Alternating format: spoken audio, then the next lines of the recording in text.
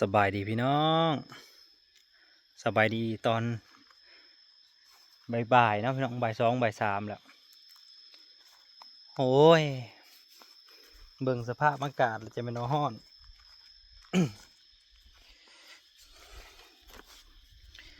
ว่าด้วยสภาพอากาศหรือว่าความแห้งแล้งพี่น้องเอ้ย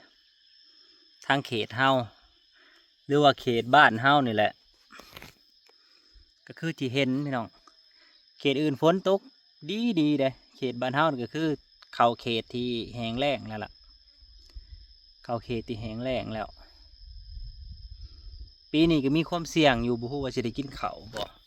เบิ่งสภาพอากาศแล้วเพราะว่าฝนปีนี้มันฝนกาฬนี่พี่น้องฝนกาฬก็คือฝนทิ้งช่วงอะไรเฮ็ดให้เขานี่เจริญเติบโตช้าอะไรก็คือว่าหั่นแหละมันคันฝนกาฬฝนทิ้งช่วงอะไรยากโลดแหละเพราะว่าเพิ่นก็แจ้งมาเรียบร้อยแล้วว่าปีนี้เป็นปีที่แห้งแล้งแห้งแต่เขตอื่นนะบ่แห้งแล้งเด้อพี่น้องเอ้ยตามที่เขตอื่นนะก็คือทั้งเมืองจำพรทั้งนั้นเขาเจ้าดำหน้าเบิดแล้วเด้ทั้งนี้บ้านนาเตยทั้งนี้ทั้งทั้งถาดอิงหังบ้านพ่นซิมบ้านนี้เขาเจ้าก็ดำหลายแล้วก็ทั้งเขตนะเขาเจ้าดำหลายเลยเด้เจ้าเห็นให้เห็นหน้าเขาเจ้าได้ดำหน้าแหละนะเบิ่งถามอากาศเบิ่งนี่กว่าหวานก้ากับขั้นบ่ได้น้ำน้องนี่ก็แล้วซ้ำบ่ได้หวานซ้ำนี่มีน้ำน้องก็ซื้อเรากินได้หวานกาเนี่ยปีนี้มีความเสี่ยงเลยพี่น้องเอ้ย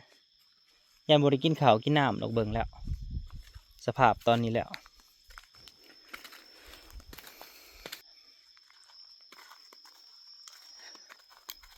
ตั้งใจว่าที่นั่นแต่ว่าบ้านนี้เขาก็ฝนก็แรงน้ำมันก็ขึ้นปุ๋ยก็แพงมาโหลดเทให้แบบว่าหลายอย่างแห้งแบบบ่อยากกันนะปานใด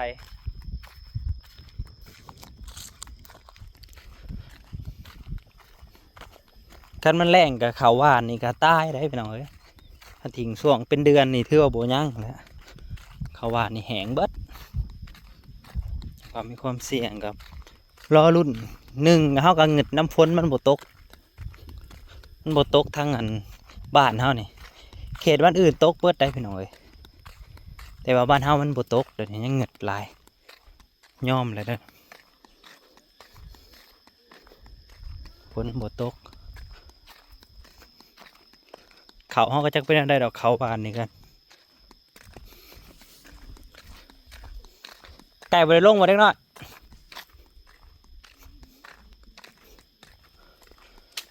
นี่น้อยมาเผากันนี่ให้เบิ่งเขาก่อนออกแล้วบ่เขาเริ่มออกลายแล้วเขาออกแล้ว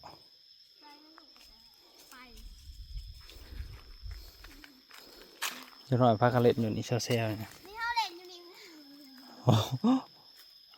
เป็นแปลนไปแล้ว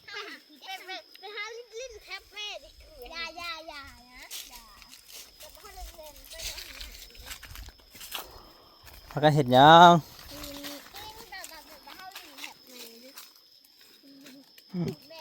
เหลือ3 คนแต่ละมือหลายคนอยู่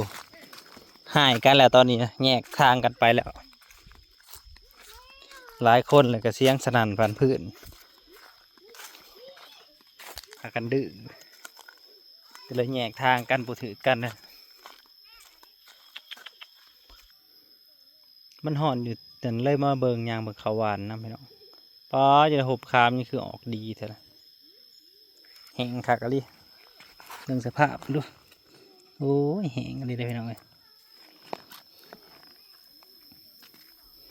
แห้งฝนตกกระเทินเลยเห็นในเขาแห้งบ่เลยแต่ละปีสำนี้นะเฮาก็เริ่มกล้าเฮาเริ่มยาวเลยยาวเป็นคืบแล้วเริ่มไถนาแล้วปีที่แล้วก็เริ่มไถหุดนาสิแล้วแล้วปีนี้ยังไม่ทันเริ่มเลยปีนี้นะทุ่งนายังแปลนอยู่คนที่หวานกับเขาเจ้าก็เริ่มงามเนี่ยแล้วเริ่มยาวแล้วแต่ว่าคนที่ดำนี่ก็คือว่าท่านมีไฟหวานกะเลยฝ นนี่มันจะทิ้งช่วงอยู่ประมาณเดือน8ไปหน่อยเดือน8ฝนนี่ในเดือน8ชาวนาก็คิดนักเติบอยู่คนเป็นนั่นแต่บางคนเขาก็บ่สนใจสำนะสบายแต่คนเขาเจ้าบ่ได้เฮ็ดนามีเงินซื้อกินโลดสบายมีเงินซื้อกินเลย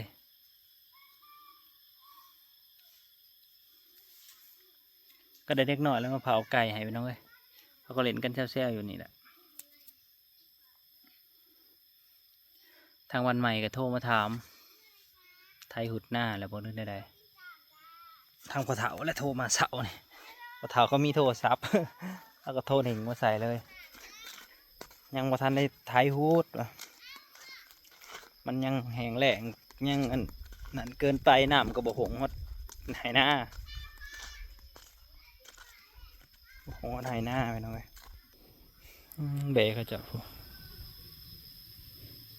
เนี่ยบอลอะไรพี่น้องที่บอลที่เอาดินเปลี่ยนกับถนนนะเบะเขาจะลาย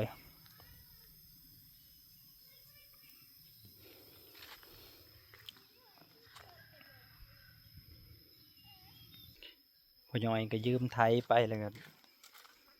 ยังไทยโบเล่หรือจังใดได้ย่างไปเบิ่งเพิ่นก่อนนี่เห็นนี่คือเห็นผนังเห็นรถไทยเหมือนพอยอยหรือว่าจังใดได้เบิ่งไปเบิ่งนำกันไปเนาะ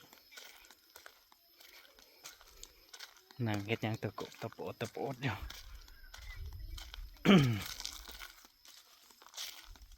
พอยอยแปลงรถไทยเราอยากเห็นงมๆก็เลยย่างมาเบิ่งสภาพไทยแล้วเข้าหลักเอาไปนี่ก็ถอดเอาไปเลยถึงแนวปรั๊บเนี่ยยังมันเข้าไปบดบ่ถึงแนวปรั๊บมันไปเบิ่เลยเดือดแต่ผ่านไทยบ่ได้วะเนี่ยโอ้เขาไปขายก็ได้หลายร้อยเติบได้นี่เพราะว่าเขาซื้อก็หลายร้อยเติบได้เขาซื้อ400-500 300-400ปันนี้พานมันอีกเลยพานมันกันระดับ200-250ไทยเขาเนี่ยสอมรถไถนาสิไปหวานเขาหน่อยก็ได้ใส่ใหม่บ่ใส่พานเนี่ยโอ้แต่ของแท้โหยังไปยังตีแต่เสื้อเนาะเขาคิดว่ามันสิตายปะเลยคนคานเยอะจังมันถึงคิดว่ามันสิตายปลาแล้วรถไถพี่น้องแล้วมาตียังไปไทยได้เสื้อโอ้โคตรอาด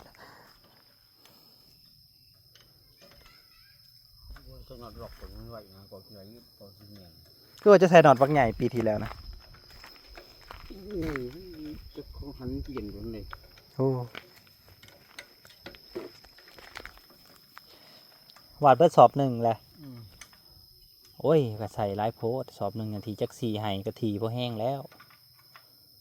เอาวานแบบจิ้มเลยบ่เดี๋ยวนี้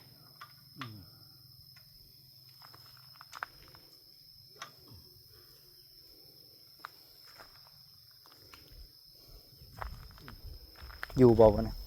อยู่ก็ผมจำเห็นเก่งไปดับหนึ่งวิทย์อยู่ที่เห็นแกงเก่งนิดคือโอ้โควิดเนาะลูกบุมีนาตัดบ่นี่ไปเลยมาฝาดเนาะกันแล้วถ้าหูจักไปน้องดอกไม้นี่ดอกยางงามนี่ออกดอกยางผู้ใดหูจักคอมเมนต์มาเลยเด้อผู้ใดหูจักเนี่ยนี่ดอกไม้ตามป่านี่แหละโอ้แต่เก่าพี่น้องเอ้ยซ้ำนี้เนี่ยได้เก็บเห็ดปวกหลายเถื่อได้ปีนี้ยังบ่ทันได้เก็บเห็ดปวกจักเถื่อฝนตกแห้งอะลิเต้มือเขาไปหลัดปลาพุ่นเลยพี่น้องแต่มือเขาไปหลัดปลาดุกแต่เดือนพุ่นแหละเป็นเดือนแล้ววันนี้ฝนกับบ่มาเลยมันก็เลยแห้งแล้งบัดนี้ตกกระเพาะกระเทินนะตกกระเพาะแต่สุ่มอยู่แต่ว่าดำมือนะบัดนี้มันก็เศร้าเลยเศร้าสุ่มเลย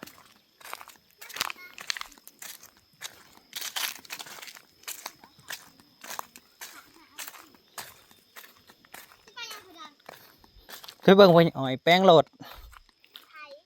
ไถนาแล้วไถนาเราตาย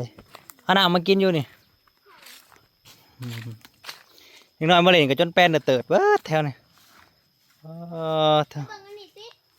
ดาว แป้นเบิดเลย อันนี้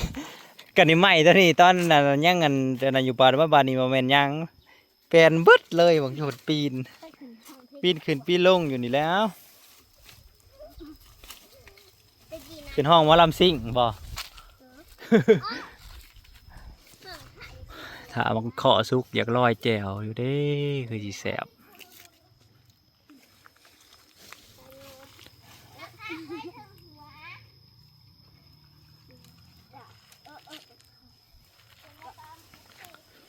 มันก็อยู่3 คนอยู่หลายคนแล้วมันวุ่นวาย